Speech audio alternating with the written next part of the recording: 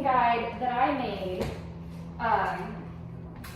so you can see what the end goal is that we're working towards. And again, if you want to modify this or this isn't your end goal, of course, you can do different things. Yeah, this is good for you. Thank you for that, Nicole. Yeah.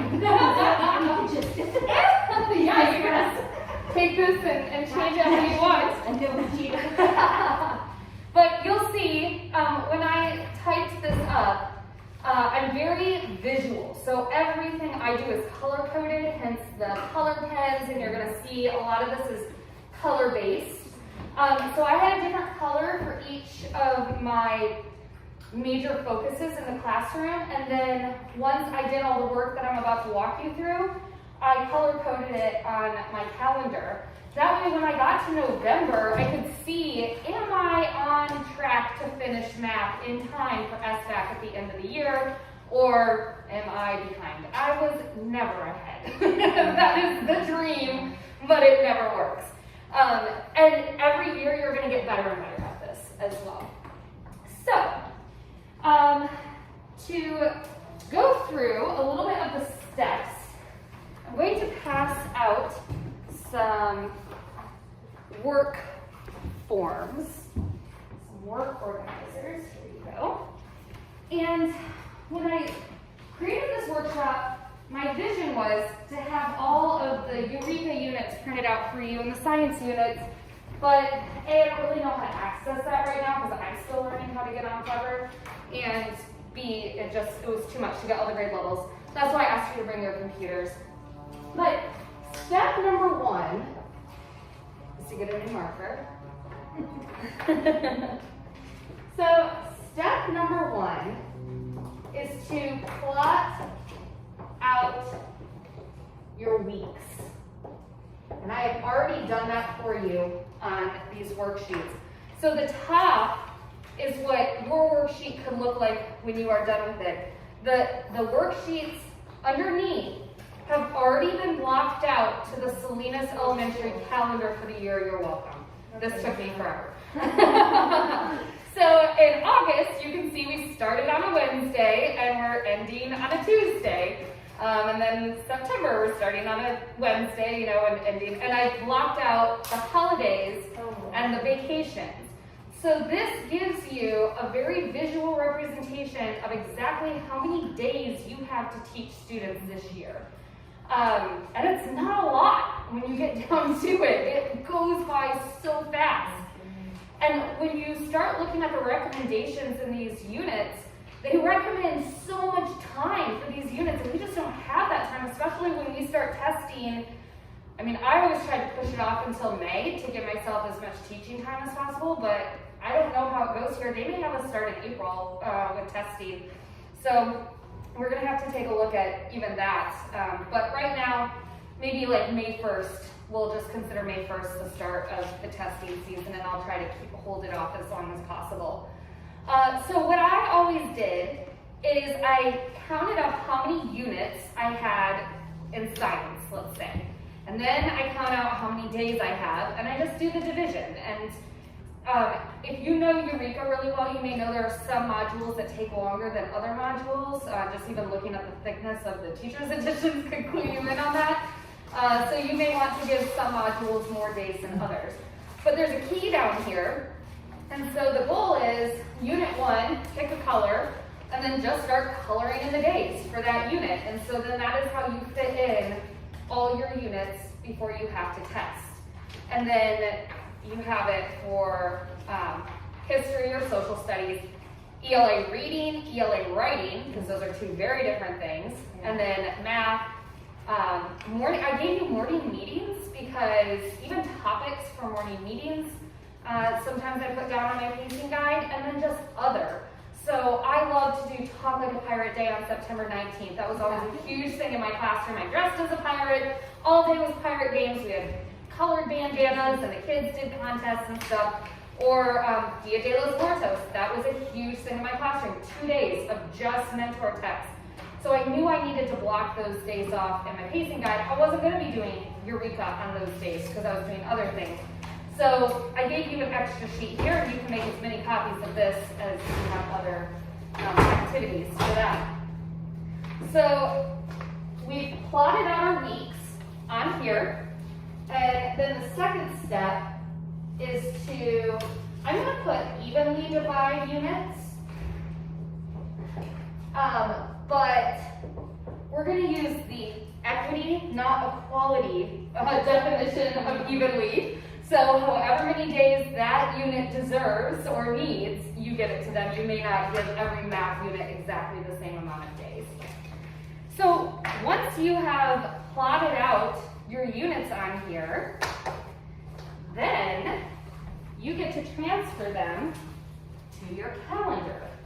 So I printed out a really nice 2-page calendar for you of the whole school year. So this is to mimic this right here. And then you can just transfer, you can even color code it like I did. So for me, math is always blue. So I would write my math units. And then this is your one-stop shop pacing guide that has all your units blocked out on the calendar. Does that make sense? Yes. I don't have the holidays written on this calendar. I was kicking myself after I copied them. However, I do have the Salinas calendar printed out for you. So as you transfer them over to your main calendar, you can write in spring break, you know, MLK Day, whatever it is, the reason that we have it. An added layer to all of this, and this is like pro level. Hey, Mr. Marquez, how are you? You gonna pace with us? Well,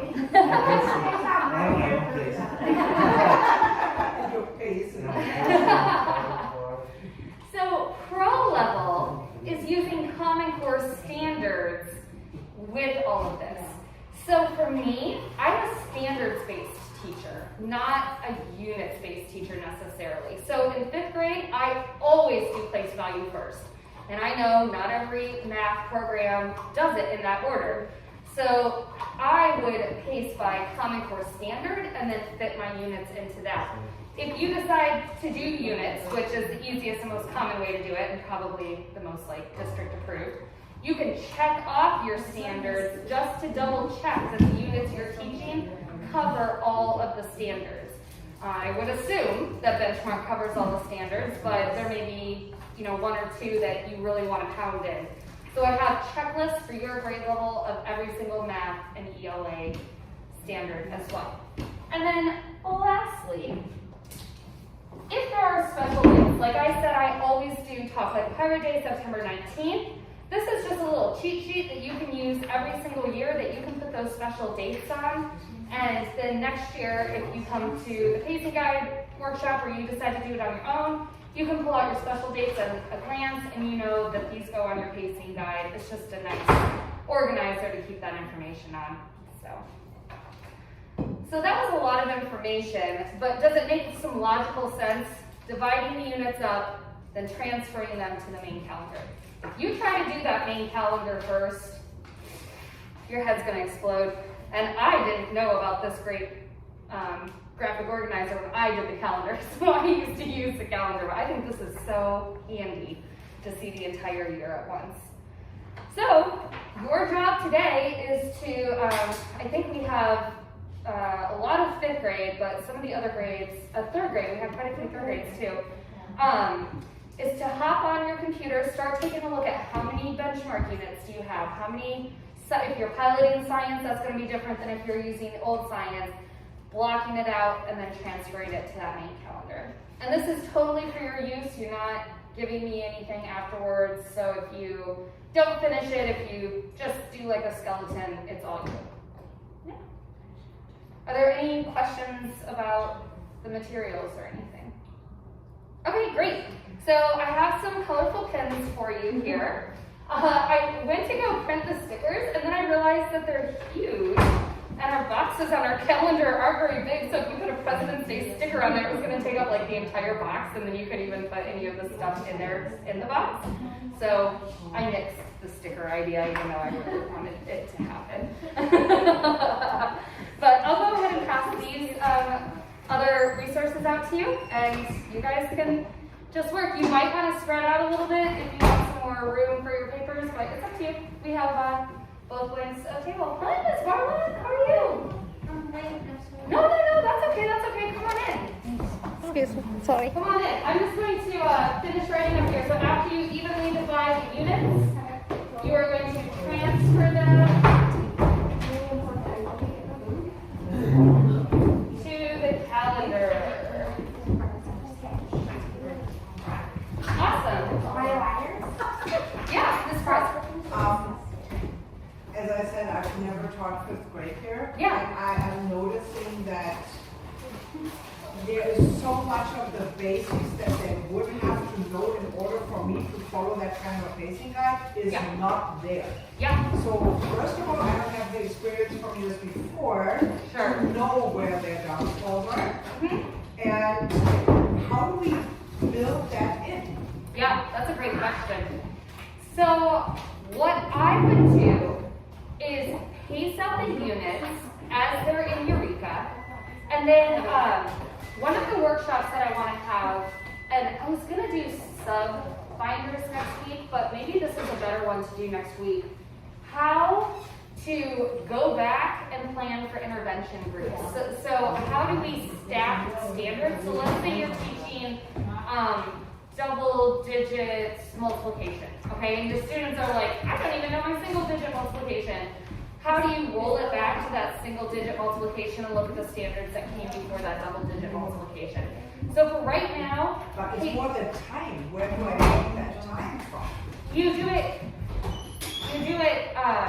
almost instead of that double digit multiplication. You can like go back to that intervention piece, and maybe not all your students need it, or maybe all your students do need it, but you have to get those foundations first. So block out that unit, and then when you get to that unit, ask yourselves, what skills do the students need walking into this unit? Do they have those skills? If they don't, I start with those skills, and then hopefully we get to the double digit. If we don't, we don't, because I had to get those foundational skills. It's better to go back than teach them something that it's just going to go over their head anyway. I was just asking because at our last grade level meeting, we were told we have to teach the fifth grade curriculum, which doesn't happen in that case, right? Well, yeah, I mean, you wouldn't spend like 3 weeks on single digit multiplication and then be like, and we never got to double digit multiplication and move on. You would teach single digit multiplication, and you are inevitably going to have at least half your class that's ready for double digit multiplication with a little bit of review. I mean, to have 30 kids that, can't get past single digit multiplication, then we would have to do some intensive work with the coach and the MTSS person and all of that. So I can work individually with you as we gather pre-unit data and see where your students are at and what interventions we need to plan. Do we have some kind of assessments other than the fluency? For fifth grade, I have tons of pre-unit assessments in that resource folder I sent you, so I can start pulling some of those for you to use. Yeah, I can definitely do that. Okay, I'm going to stop recording here and then I'll get you caught up. Okay? Thanks so much for joining us, guys.